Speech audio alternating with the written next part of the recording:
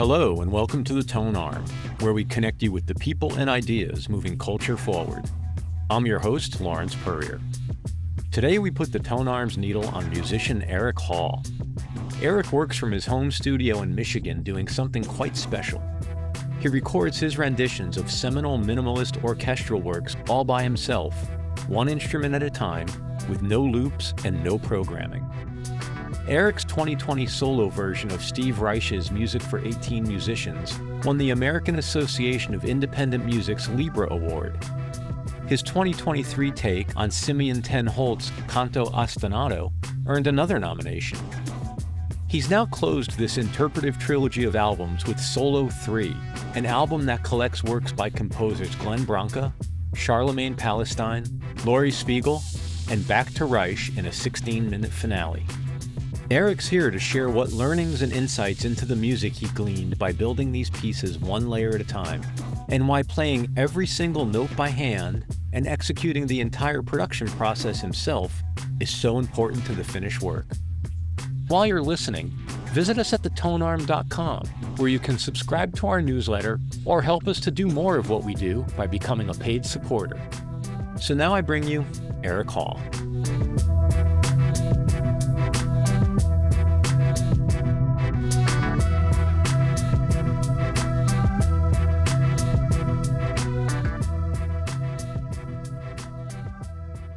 So if I may, I would like to start by asking you, here you are at the end of basically a trilogy of releases or of projects.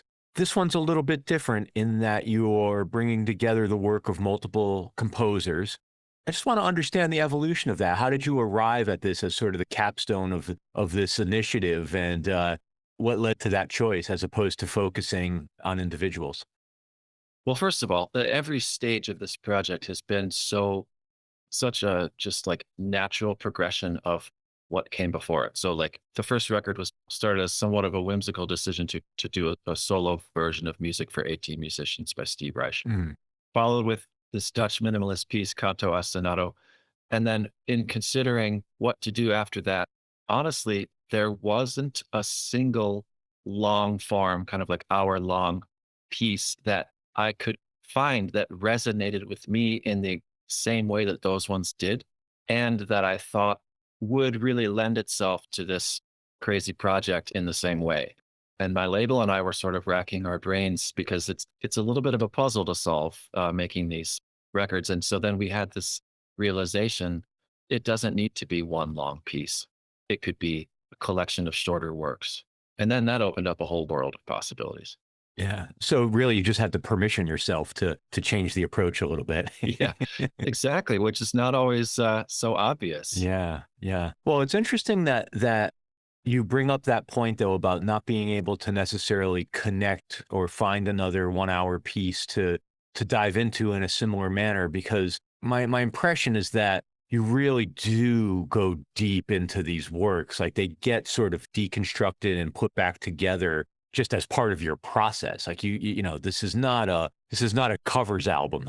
Right. Yeah. And it's not to say that there's not another piece of that format that I like. It's kind of a delicate recipe for success. Like the way that that the music translates to my own set of instruments here in my space, whether it ends up feeling, it's kind of like it has to be the right amalgam of paying respect to the work, taking it somewhere that I find interesting and obviously new, but also just maintaining that kind of like musical and emotional behavior and sentiment. It's so easy for this process to turn something into a gimmick or to have it be distracting from like the actual nature of the work. And so that's the balance to strike. If you would, could you take me back to when you first encountered Music for 18 Musicians, and what did it do to you? What was the impact it had on you? Yeah, well, it set a course for the rest of my musical interests in my life. I was in college and I went to music school at University of Michigan. I was in my freshman year musicology course that everybody took, no matter what your focus was. And among that syllabus was Steve Reich, but the piece that we focused on was Come Out, one of his, early tape loop experimental pieces. And Hmm. I was a teenager in the 90s and I was into fairly mainstream rock music. I was into like bands and, I mean, I was studying classical and I was playing in orchestra, but I was also like a huge grunge music fan. And point being, avant-garde music was not super on my radar when I was a kid. So when I heard Come Out, that was not the thing that drew me to Steve Reich at the time. But when I was in the music school library, something about the record cover for Music for 18 Musicians caught my eye. And I recognized the name Steve Reich from my class. And I thought, well, this looks interesting. And I just checked it out of the library, brought it home. That then like immediately told me it was like an awakening. It was essentially my introduction to American minimalist contemporary music, or minimalist. I know he doesn't even call that piece minimalist, but it kind of opened a door to this whole world of like, oh, you can have permission to write music like this that's also beautiful and gratifying, and to like a wide set of ears. Yeah.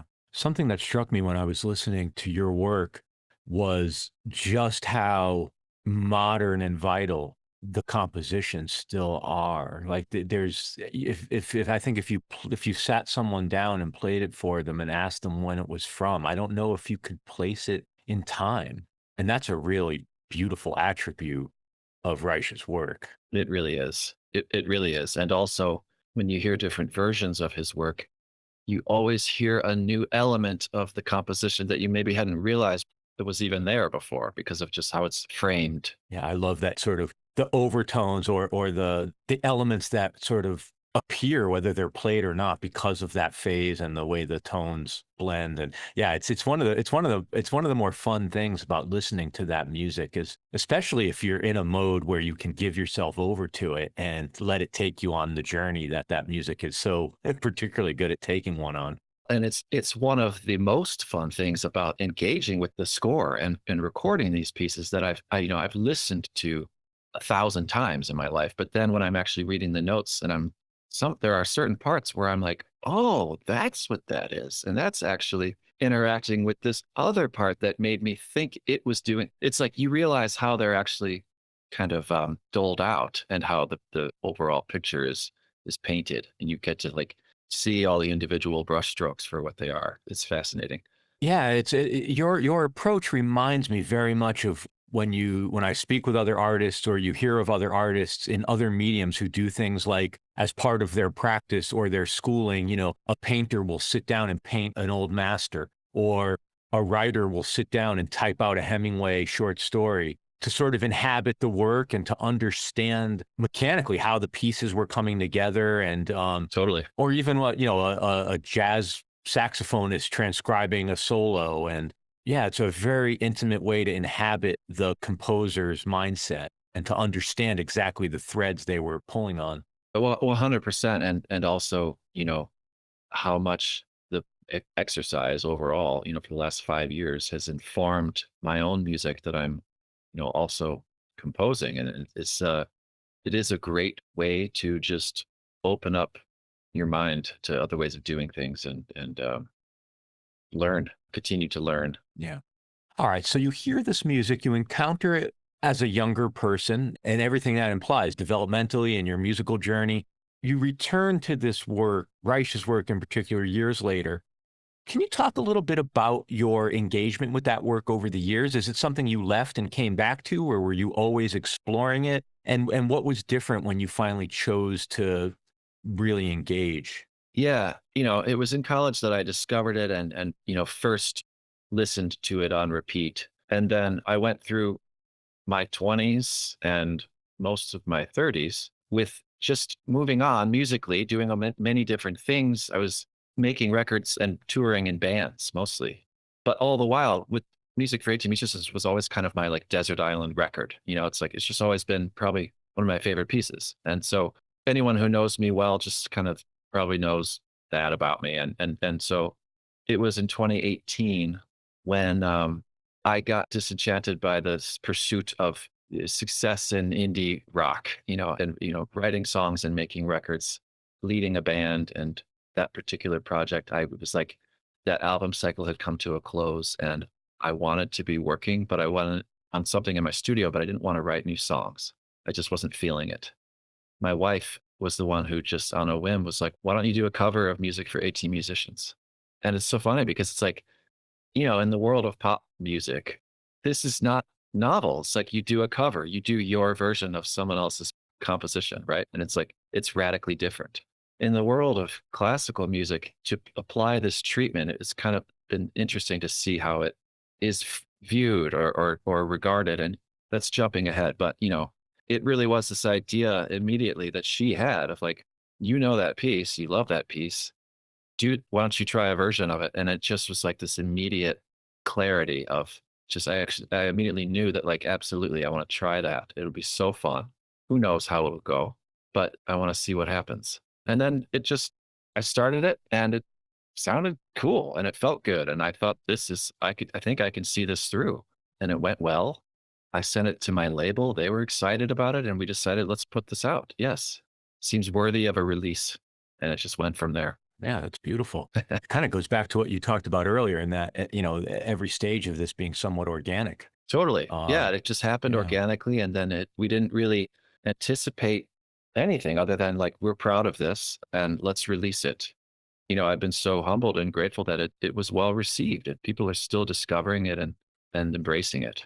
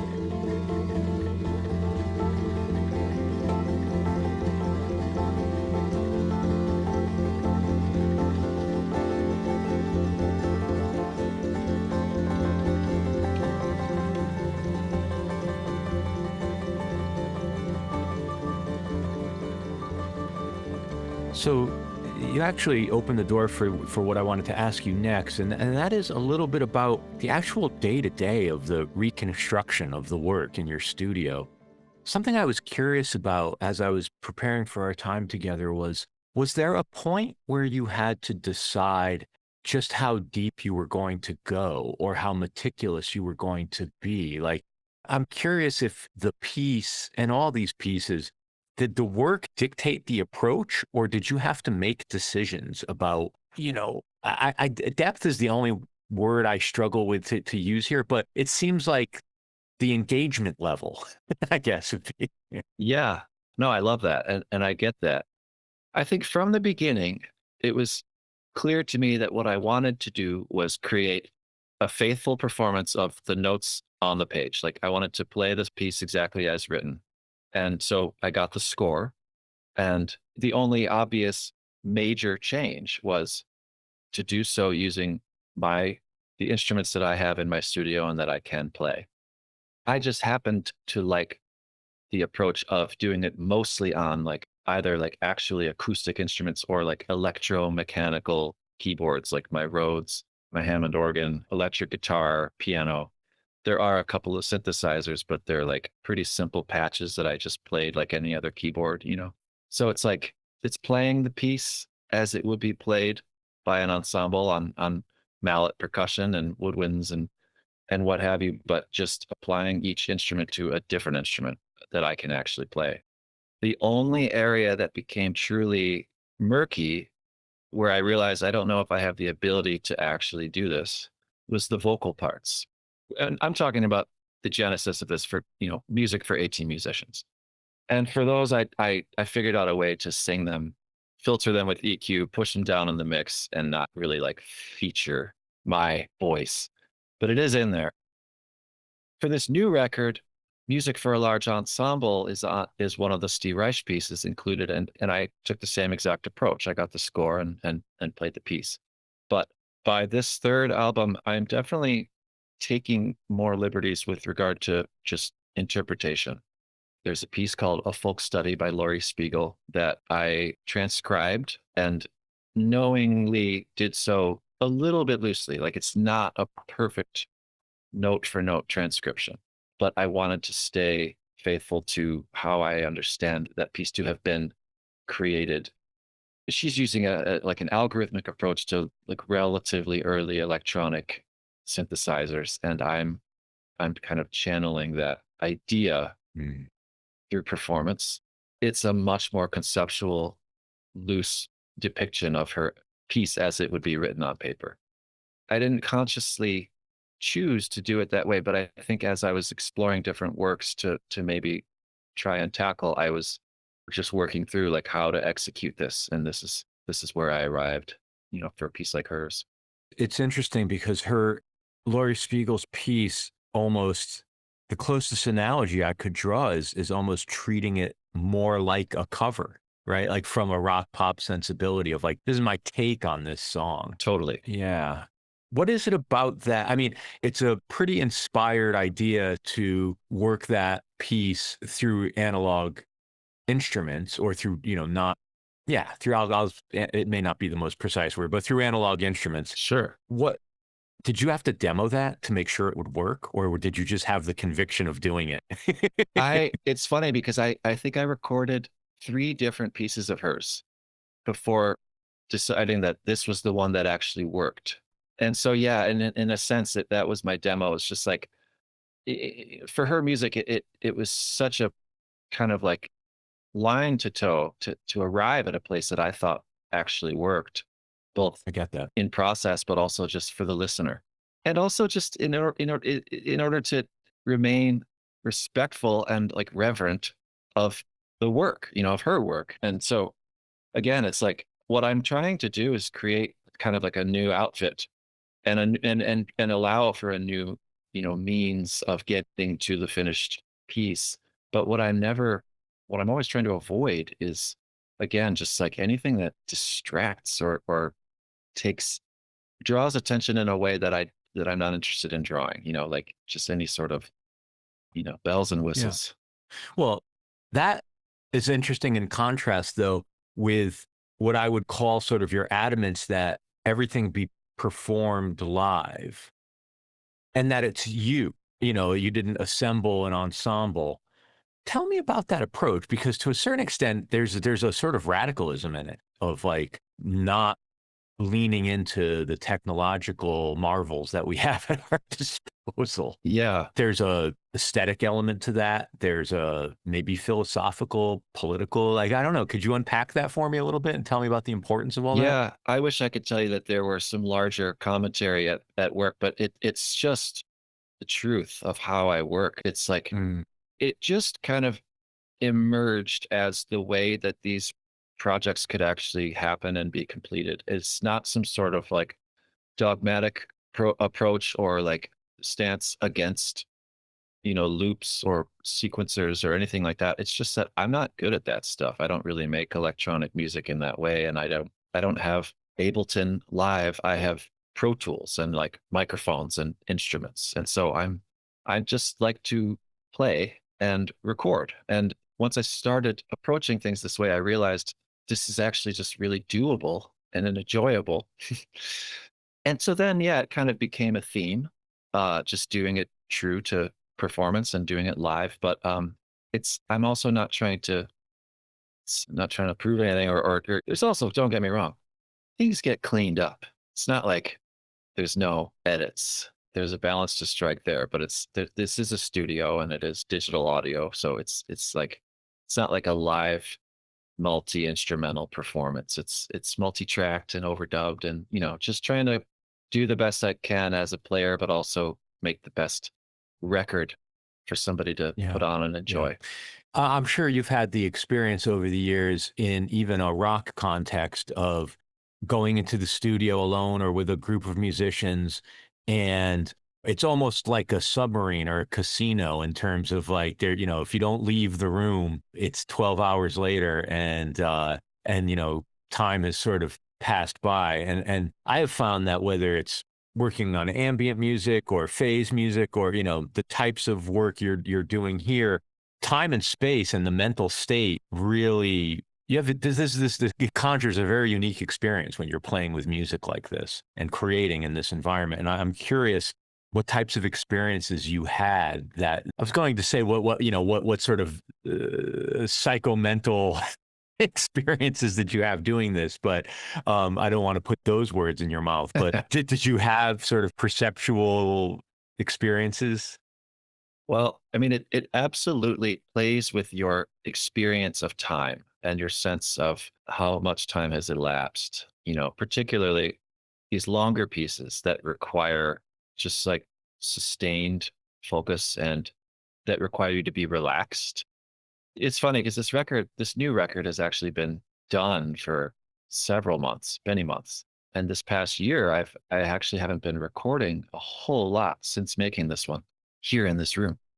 But when I am in the process of making one of these records, it is incredible how much I can enter the studio, suddenly realize that it's the day is almost done, and I gotta pull myself out of this headspace, go pick up my son from daycare and answer some emails. Yeah. You really do just kind of get fully just immersed. And it's hard not to because the music just really perfectly lends itself to that. For me, it's like so humbling. It's just the most, I've said a couple times, it's like the most fun way to make an album because you already know and love these pieces and you get to just like exist with them in the studio. It feels kind of selfish actually. Yeah, and it's so fascinating that this music it has a very organic, it has its own personality, this music. It's so fascinating to listen to and to give oneself over to. Something else I'm really interested about. It's heard about your responsibility for every stage of this volume in particular, the performance, the recording, the engineering, the mixing. Like, like this is like the extreme manifestation of of you in your studio. Tell me a little bit about that and sort of was necessity the mother of invention here, or did you just decide like I want to do this all? I've done it every which way at this point over the years of whether with whether with these records or with previous albums I've made. I think at this point it really just is the most efficient way. First, like these records are a product of me having a studio and being in it by myself. And so they wouldn't really get made any other way. So that's kind of an organic, just like result of my environment and the decision to devote time to this particular type of project. But then, I love my recording side of things. I like to engineer records as well when I can, and I love the gear, and it's fun for me. So playing and recording has always been what I like to do. As far as the decision to also finish the record single-handedly, again, it's not like any sort of particular mission of mine. It's just emerged as the most kind of successful and efficient way. And so many of the decisions made with regard to how you're choosing to balance these different elements in the mix, like anything, it's just kind of gut based, and so sometimes rather than collaborating, certainly collaborating remotely, it can just be good to just do it. But I have worked with other mix engineers and I have worked in other studios, and that's extremely helpful too. All of this is just pros and cons. The drawback of doing it all yourself and doing it all in the same room is you can lose sight of the kind of immediate visceral response to how it sounds. It's absolutely vital to leave and come back with fresh ears. But, going back to 2019 when we were finishing music for 18 musicians, that was actually a time when I chose to bring, I had recorded the whole thing here in my space, and then I brought the record to my friend Brian Deck, who's a great producer engineer in Chicago. And he has a studio called Narwhal. And we mixed that record there at his place. And that was a huge relief for me, knowing that he and his ears were on it, and that nothing I hadn't done anything to like just the affirmation of knowing I hadn't done anything terribly wrong, but also his help in like actually polishing and framing things in a way that would be the most effective. And that was really cool, really fun. But yeah, then the other two records since then I've just done here. I think maybe he gave me the confidence to know that I can do it. The Tone Arm will be right back after this break. After listening to this episode, head to thetonearm.com, our online journal covering unexpected music and culture. This week on The Tone Arm, you'll find new profiles of sound artist and musician Stephen Vidiello, Michelle Indagio cello collaborator, now solo artist Justin Hicks, veteran Financial Times pop critic Ludo Hunter Tilney, Julia Steiner of Chicago indie band Rat Boys, and so much more. And while you're there, be sure to subscribe to our email newsletter, Talk of the Tone Arm. That's thetonearm.com. The Tone Arm, putting a needle on the cultural wax. And now, back to the Tone Arm. It strikes me that with this music in particular, and please disavow me if this is sort of a bridge too far, but it strikes me that with this music in particular, the mix is even more so part of arranging than maybe in other idioms, and that there is something that makes sense about you not turning it over, you being the one to sit there all the way through.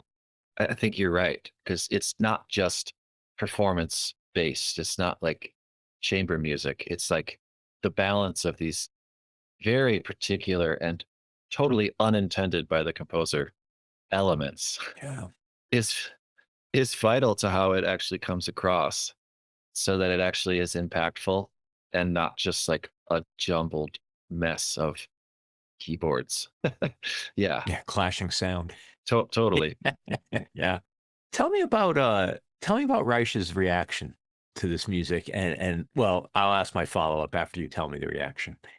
Well, he's just been so encouraging and gracious. I first heard from him right after the first album, Music for 18 Musicians, had come out.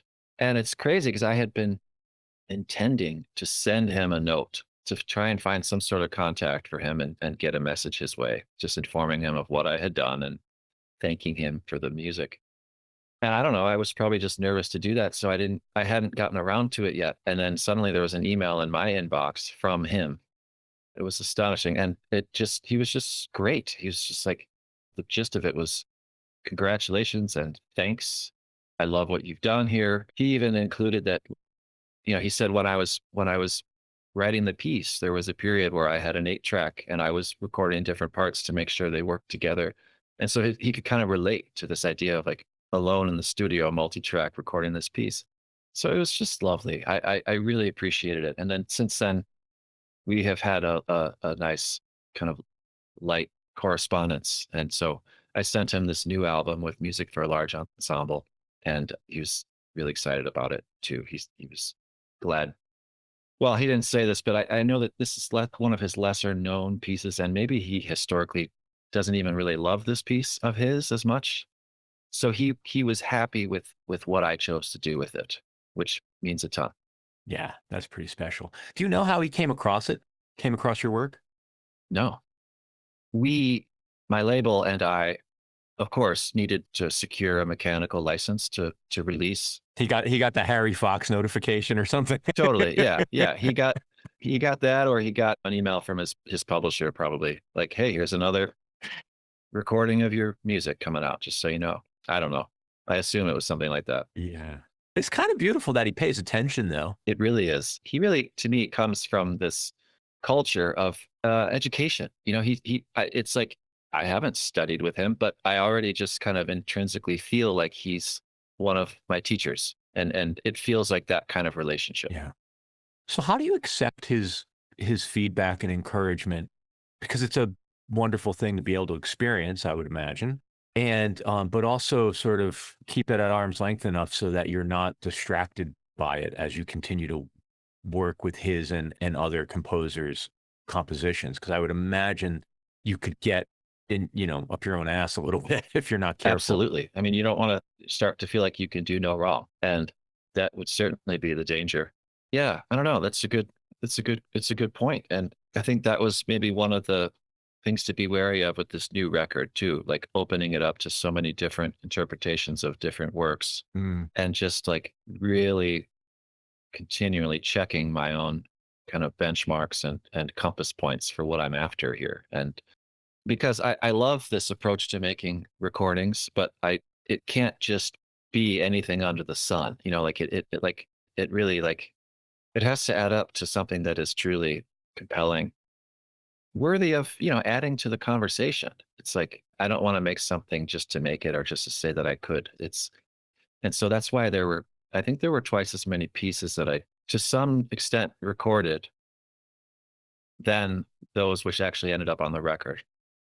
And it's for that very reason. Like I just needed to be Right. honest with myself about whether they were actually particularly good renditions. And so the ones that I didn't think were, nobody will ever hear. And that's a case of trusting your own discernment because you don't have an outside producer with these Yeah. projects. You're playing a lot of roles there. Your quality control. Yeah. And again, it's like not being in a rush, being able to step away and come back. All of that is a part of the process. Tell me a little bit, if it's not too intrusive, about how this series of releases, how does this impact your self-conception now of Erik Hall, the working musician and artist? When you talked earlier about where you were at in 2018 and sort of just being at a little bit of a nexus point in terms of your thinking about being a rock musician and a band guy. Where are you at now? And are you now an interpreter of modern classical music and that's your identity, or do you not think in terms of identity? I do. And I think it's good to have some sense of your outward identity if you're trying to like, maintain an audience and you're putting things out into the world. If anything, I guess if I do think about it, I like the idea that you might not ever really know what I'm gonna do next. That like this record is coming out, but I also just was on tour with my friend Natalie Bergman playing the drums for 3 months. And as a solo artist, I don't see myself doing a whole lot of singer songwriter type of work moving forward, but I am actively creating a lot of instrumental music, and I think that these records have liberated me from any sort of like firm sense of what I'm about. And so that now it's like it's a little daunting, but it's like I can do anything I want and that will be me. That's exciting to me as I'm writing and recording my own music right now to eventually share. It's like it's a totally open book and or open road, and so there's something just kind of uniquely liberating about having made these records, which I don't know that I'll actually stop doing either. I love doing these records, and probably I'll do. Yeah. Probably Yeah. it'll be more than a trilogy, but for now, this is we're putting a bow on it. Yeah. I think a lot about, maybe too much, about, I guess what I would broadly call minimalism in music. And, there's so much sort of social commentary around, especially with people maybe, I think you're a little bit younger than me, and I would imagine people maybe a little bit younger than you. This social commentary around people looking more for analog experiences and offline experiences, and a little bit of what I optimistically look at as like a rejection of some of the dead ends technology has led young people towards. Like they're extrapolating out a vision for the future and they're not sure where they fit in it. And so there's a little bit of, I think, agency being taken by people now. And I find that exciting and interesting. It does seem there's this role or this place that this longer form music is playing in a lot of this. Like I see younger artists and younger musicians looking to this music as inspiration and exploring it. And I'm curious, what do you think this music was offering today? And is it different than what and the role this music played when it was first coming out in the 70s and Yeah. plus or minus, 5, 10 years? But has the impact or the importance or the role or the place of this music changed in your mind?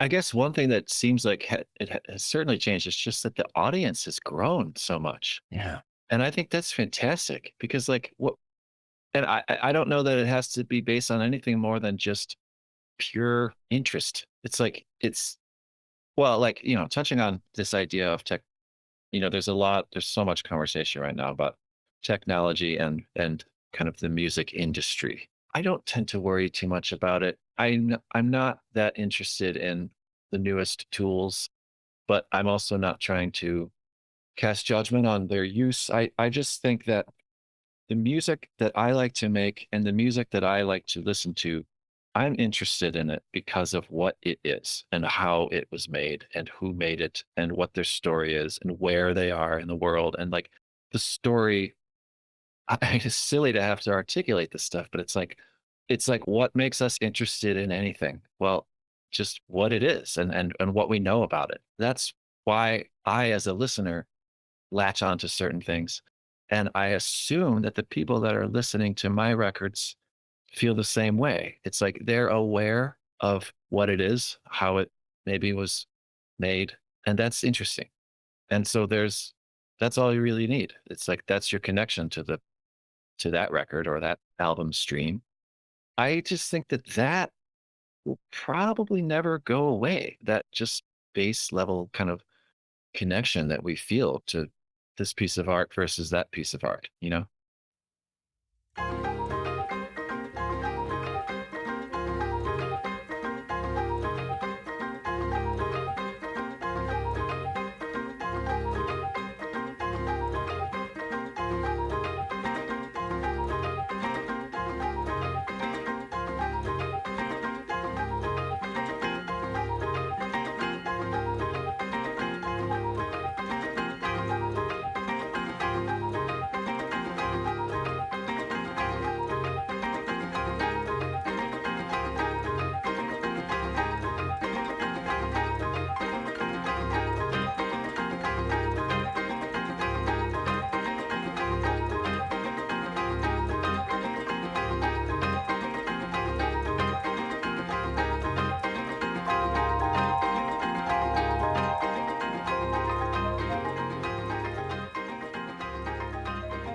You know, I can't help but think it's one of the positive manifestations of this sort of the entire canon of recorded music being available to everyone all the time. I have a 20-year-old son in art school.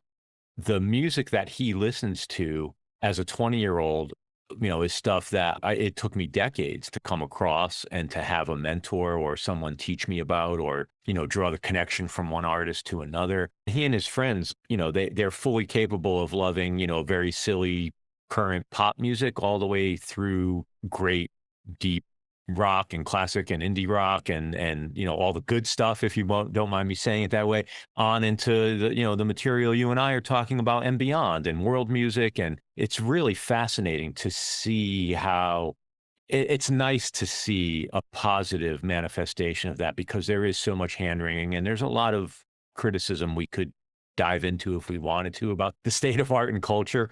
But it is nice to see people really have that opportunity to discover Yeah, this music. 100%. And we can't fathom what that would have been like when we were 20, let alone 12.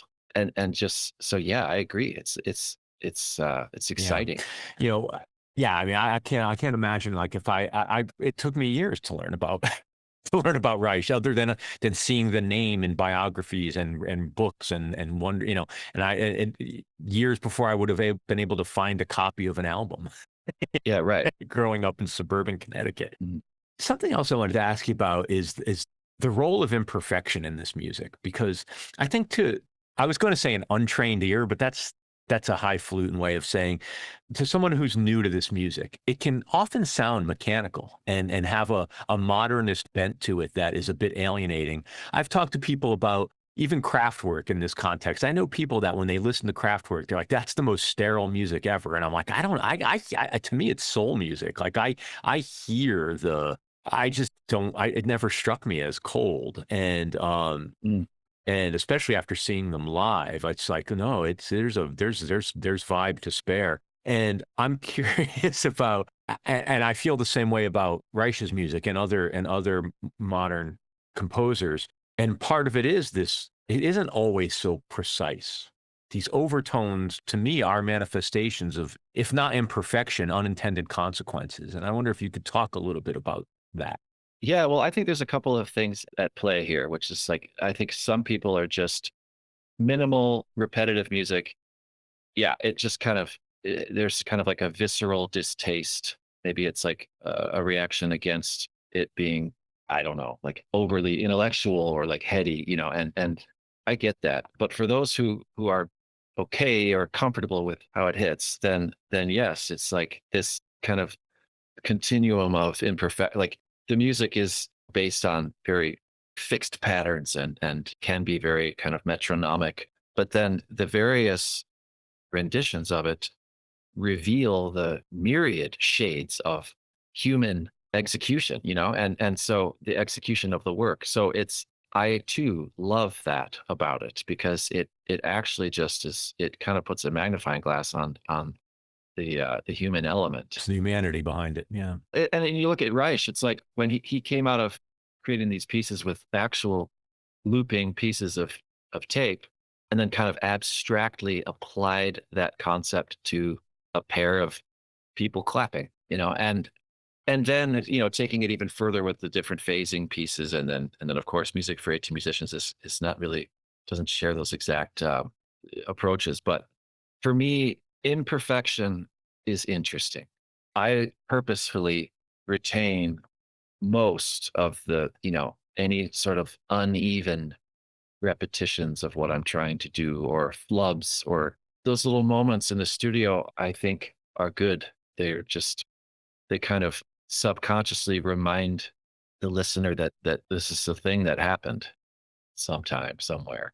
It's funny because I've thought a lot about that in different ways too. Like when my music for 18 musicians came out, it was funny how it kind of very quickly did get pulled into this conversation about like, oh, well, this is the electronic version, or like someone did I mean, people would even say like it's the modular version. It's like, what does that mean to you? And some commenter somewhere, I try not to pay too much attention to this stuff, but it can be tempting. Somebody commented somewhere like, oh, I have no interest in that. It totally lacks the human element. I just kind of like, really? I actually played it like every note. It's not like it was programmed and then just set in motion. It's like, so it was just funny to observe how a record like that can spark conversation. It could be misconstrued. It can be kind of like people can have a visceral response either for or against it. And I think it's all just cool and interesting. Yeah. One last thing before I let you go. I'm really curious. You mentioned earlier in our conversation about Reich's album cover. That's something that stands out to me about these three records, is I love the album art. Mm. Can you tell me a little bit about your intention and your collaborators on the visual art side of this? Because they're beautiful looking records. Yeah. I mean, Aaron Lowell Denton is the designer, and I attribute it to him. He's just brilliant and he's amazing to work with. He's based in Bloomington, Indiana, which is just a few hours south of me. He does incredible work for a huge range of artists. He does album art, does concert posters, he does commercial work. I was put in touch with him because I was looking for someone to come up with some artwork for 18 musicians. And honestly, we just had one conversation about reference points and direction. He just got it. He just knew what I want, what I was feeling. And we talked about the geometry and color, and somewhat drawing from like a mid-century or like Bauhaus kind of school, and not super specific to those things. Just, I don't know. We had a conversation about direction, and he sent me a couple different ideas, and what you see was one of those ideas. And I just was like, this is perfect. Thank you. And then the subsequent, with that record cover, we created kind of a visual world, and the subsequent covers were just an evolution of that. It's so wonderful when when the aesthetic universe around a body of music comes together, and it's really it's one of the really delightful aspects of learning about this set of work you have is, and the visual component is, it's not tacked on. Yeah. Well, I really appreciate hearing that from you because it really is true. And I'm glad it comes across that way. And I owe a deep debt of gratitude to Aaron. And because I know, because I've put out records in the past where I didn't feel like I got it right, where like the visual didn't match the music or the story. It just didn't all kind of come together in quite the right way. So I've been very grateful that these records feel like they're kind of resonating in that way.